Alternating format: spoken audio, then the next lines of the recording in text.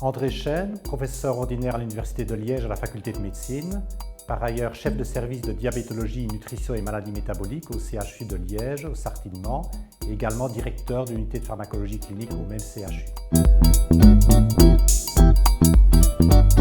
L'obésité se définit par l'indice de masse corporelle. L'indice de masse corporelle, c'est le rapport entre le poids exprimé en kilos et la taille exprimée en mètres, elle-même élevée au carré.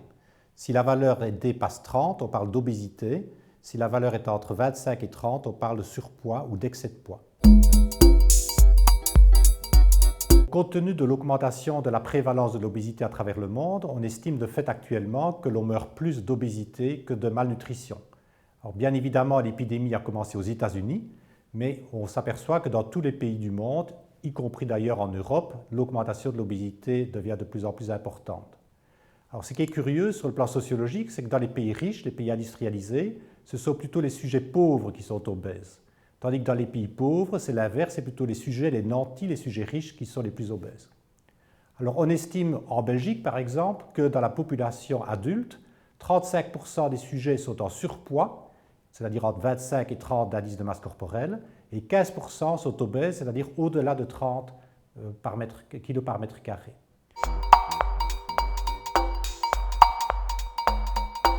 Tous les experts ne sont pas d'accord sur le fait que l'obésité est une maladie. Néanmoins, personnellement, je crois qu'on peut définir une maladie comme un état qui est susceptible soit d'entraver la qualité de vie du sujet, soit d'hypothéquer son espérance de vie.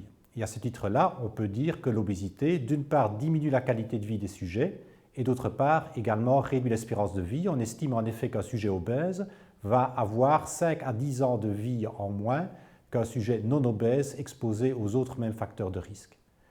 Donc ceci est évidemment très important, mais même si on considère que l'obésité n'est pas en soi une maladie, on sait qu'elle expose à toute une série d'autres maladies. Les maladies cardiovasculaires sont beaucoup plus fréquentes chez le sujet obèse, notamment avec obésité abdominale, le diabète de type 2, des pathologies comme l'arthrose, par exemple, des membres inférieurs, qui également diminuent la qualité de vie des sujets. Par ailleurs, également, on sait que le sujet obèse est souvent confronté à un problème dépressif qui également diminue sa qualité de vie. Et donc on peut se poser la question de savoir comment peut-on faire pour améliorer le pronostic de ces sujets obèses? Alors il faut savoir que 40% de l'obésité peut s'expliquer par de la génétique, mais 60% environ s'explique par l'environnement. Et l'environnement, c'est une alimentation trop riche en graisse, trop riche en sucreries, et par ailleurs une activité physique est insuffisante.